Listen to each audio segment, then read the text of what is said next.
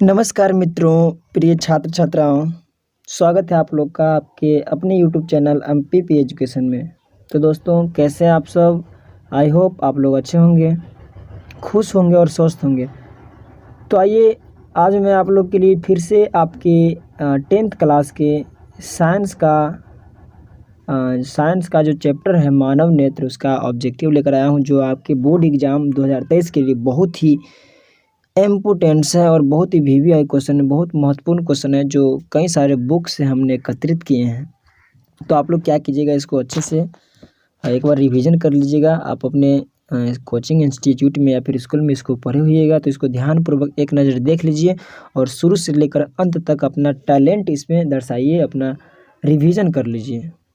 और जो सब आपके लिए नया है उसको अपने नोटबुक में उतार लीजिए, ताकि आपको हमेशा के लिए याद रहे। और अगर ये वीडियो आपको अच्छा लगता है तो इसको ज़्यादा से ज़्यादा लाइक, सब्सक्राइब और शेयर कीजिए, ताकि अन्य लोग भी इस वीडियो का लुत्फ़ उठा सकें। तो ये है आपके साइंस फिजिक्स के तीसरा चैप्टर मानव नेत्र एवं रंग बिरंगा संसार, जिसका मुख्य वीवीआई ऑब्जेक्टिव है।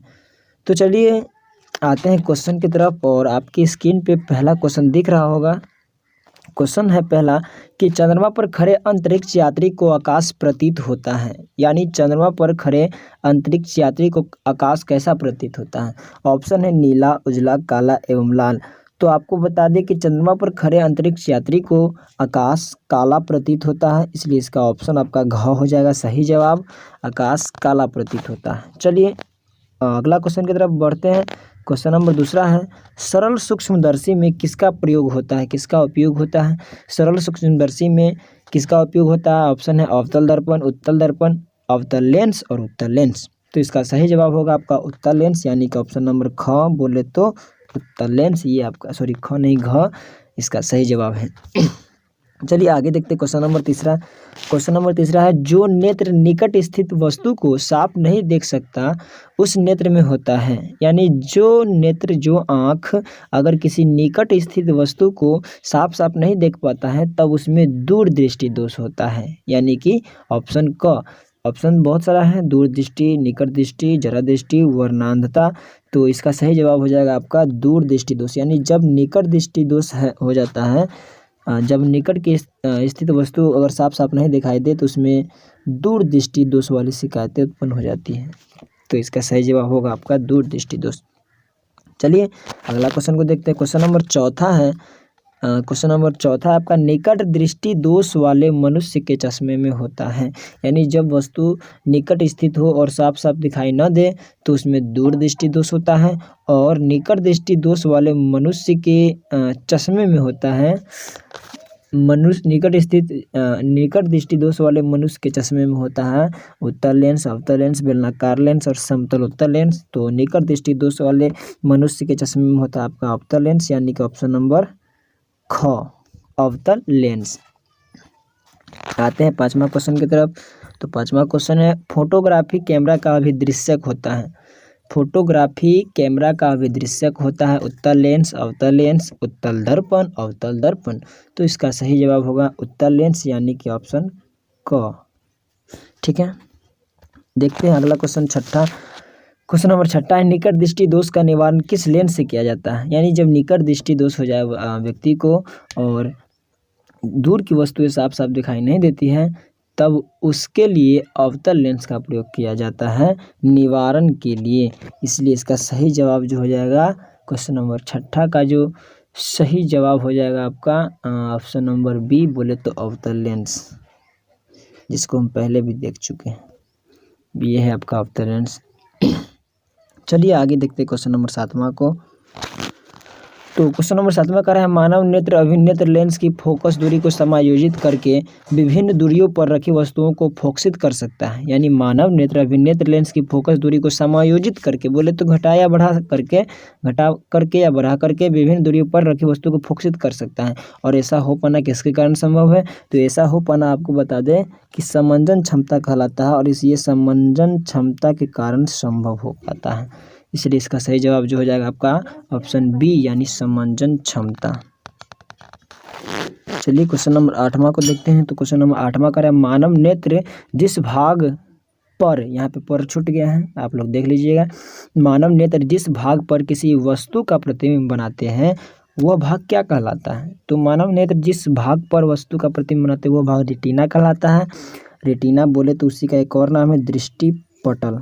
दृष्टिपटल यानी ऑप्शन घ, इसी को रेटिना कहते हैं और इसी को दृष्टिपटल कहते हैं, ध्यान रखिएगा। आगे देखते हैं क्वेश्चन नंबर 9वां क्वेश्चन में कह रहा है मानव नेत्र में किस प्रकार का लेंस पाया जाता है? ये बहुत ही वीवीआई क्वेश्चन है, इसको ध्यान में रखिएगा कि मानव नेत्र में किस प्रकार का लेंस पाया जाता है।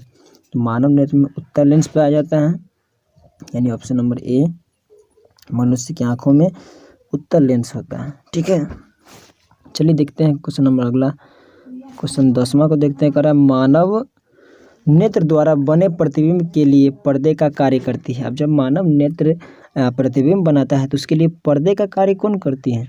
तो मानव नेत्र द्वारा बने प्रतिबिंब के लिए पर्दे का कार्य करती है आपका दृष्टिपटल यानी कि रेटिना। ठीक है,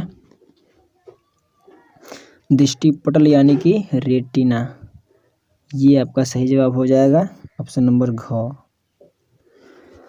आगे देखिए अगला क्वेश्चन है 11, कर रहा है सामान्य आँख के लिए दृष्टिपटल यानी कि रेटिना पर बनने वाला प्रतिबिंब होता है। रेटिना पर किस प्रकार का प्रतिबिंब बनता है वो क्वेश्चन है। सामान्य आँख के लिए दृष्टिपटल यानी रेटिना पर बनने वाला प्रतिबिंब होता है काल्पनिक तथा उल्टा, काल्पनिक तथा सीधा, काल्पनिक वास्तविक तथा सीधा, या वास्तविक तथा उल्टा। तो इसका जो सही जवाब हो जाएगा ऑप्शन नंबर सी, यानी कि बोले तो ग, यानी कि वास्तविक तथा सीधा। वास्तविक तथा इस क्वेश्चन का जो आंसर हो जाएगा वो हो जाएगा वास्तविक तथा उल्टा। वास्तविक तथा सीधा नहीं बल्कि वास्तविक तथा उल्टा। चलिए इसको मिस्टेक हो गया, इसको सही से देख लीजिएगा। इस क्वेश्चन का आंसर होगा वास्तविक तथा उल्टा, यानी रेटिना पर किस प्रकार का प्रतिबिंब बनता है? वास्तविक तथा उल्टा। वास्तविक तथा उल्टा यानी ऑप्शन नंबर घ। सामान्य आँख के लिए रेटिना पर बनने वाला प्रतिबिंब होता है वास्तविक तथा उल्टा। चलिए अगला क्वेश्चन देखते हैं। क्वेश्चन कर रहा है कि नेत्र लेंस के पदार्थ का अपवर्तनांक लगभग होता है। तो नेत्र लेंस के पदार्थ का अपवर्तनांक होता है ऑप्शन नंबर सी, यानी कि 1.396। 1.396 नेत्र लेंस के पदार्थ का अपवर्तनांक होता है 1.396। क्वेश्चन नंबर नेक्स्ट देखिएगा 13वां, कह नेत्र लेंस की फोकस दूरी बढ़ जाने से आंख में उत्पन्न दोष होता है। नेत्र लेंस की फोकस दूरी बढ़ जाने से किस प्रकार का दोष उत्पन्न होता है? तो नेत्र लेंस की फोकस दूरी बढ़ जाने से आंख में उत्पन्न होने वाला दोष है दीर्घ दृष्टि दोष, यानी ऑप्शन नंबर ख, दीर्घ दृष्टि दोष। आगे देखिए अगला क्वेश्चन नंबर 14 कह रहा है कि नेत्र गोलक की त्रिज्या बढ़ जाने से आंख में उत्पन्न दोष होता है। तो नेत्र गोलक की त्रिज्या बढ़ जाने से आंख में उत्पन्न दोष होता है ऑप्शन नंबर ए, बोले तो निकट दृष्टि दोष। निकट दृष्टि दोष उत्पन्न हो जाता है जब नेत्र गोलक की त्रिज्या बढ़ जाता है। आगे देखिए क्वेश्चन नंबर 15वां कह रहा है कि डॉक्टर वर्मा है कोई व्यक्ति जिसके चश्मे की क्षमता है +0.25 डायोप्टर, तो उनके आंख में उत्पन्न दोष है। यानी जब उनके चश्मे की क्षमता है +0.25 डायोप्टर तो उसके नेत्र में कौन सा दोष है? तो स्वाभाविक सी बात है, यानी कि जो चश्मे की पावर है, क्षमता है, वो 0.25 है जो कि प्लस में है, और प्लस में जो क्षमता होता है यानी कि उसमें उसके चश्मे में उत्तल लेंस लगा हुआ है, और उत्तल लेंस लगा हुआ रहता है तो इसका मतलब है कि उसमें दीर्घ दृष्टि दोष है। इसलिए इसका सही जो जवाब हो जाएगा वो हो जाएगा ऑप्शन नंबर ख, यानी दीर्घ दृष्टि दोष। ऑप्शन नंबर ख बोले तो दीर्घ दृष्टि दोष। आगे देखिए क्वेश्चन नंबर 16 कह रहा है कि दूर दृष्टि दोष वाले व्यक्ति द्वारा जिस चश्मे का प्रयोग किया जाता है उसमें लगे होते हैं कौन लेंस? तो अभी बोले हैं उत्तल लेंस, ऑप्शन क। आगे देखिए क्वेश्चन नंबर 17 एक व्यक्ति अपने आँखों के दोष दूर करने के लिए अवतल लेंस लगे चश्मे का व्यवहार करता है। अब उसमें उससे पहले अभी उत्तल लेंस था तो उसको दूरदृष्टि दोष था। अब कह रहा है कि एक व्यक्ति अपने आँखों के दोष दूर करने के लिए अवतल लेंस का प्रयोग किया जाता करता है चश्मे में, तो स्वाभाविक सी बात है कि उसकी आँख में कौन सा दोष होगा? उसके आँख में दोष होगा निकट दृष्टि दोष, यानी ऑप्शन नंबर क।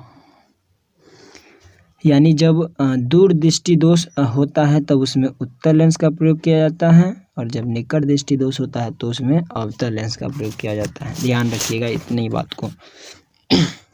आगे देखिए क्वेश्चन नंबर 18 कर रहा है, एक स्वस्थ आँख के लिए दूर बिंदु क्या होता है? तो एक स्वस्थ आँख के लिए, अगर किसी का आँख स्वस्थ है तो उसके लिए दूर बिंदु होता है अनंत, ये बात ध्यान रखिएगा।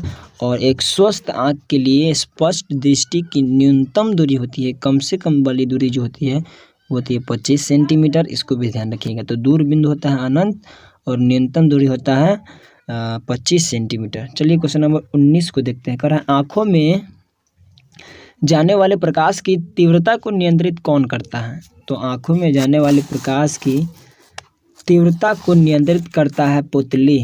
कौन करता है? पुतली। आँखों में जाने वाले प्रकाश की तीव्रता को नियंत्रित करता है पुतली, यानी कि ऑप्शन नंबर ख।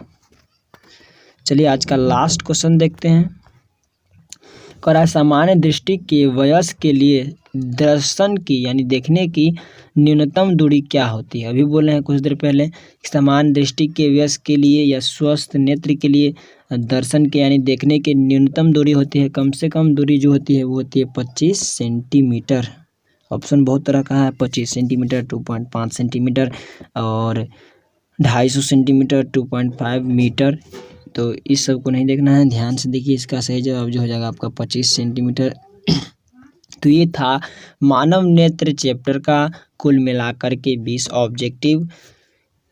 उम्मीद है कि आप लोग का ये वीडियो अच्छा लगा होगा, और इसी प्रकार के और भी नए नए वीडियो अगर आप लोग चाहते हैं, अगर किसी सब्जेक्ट का बनाएं जिस सब्जेक्ट में आपको प्रॉब्लम हो, या फिर चाहें कि आप लोग और भी सब्जेक्ट का लुत्फ़ उठाएं, तो आप लोग कमेंट बॉक्स में ज़रूर लिखिए कि हमको इस सब्जेक्ट का वीडियो चाहिए। मैं कोशिश करूँगा कि उस सब्जेक्ट का वीडियो आप लोग के समक्ष प्रस्तुत करें।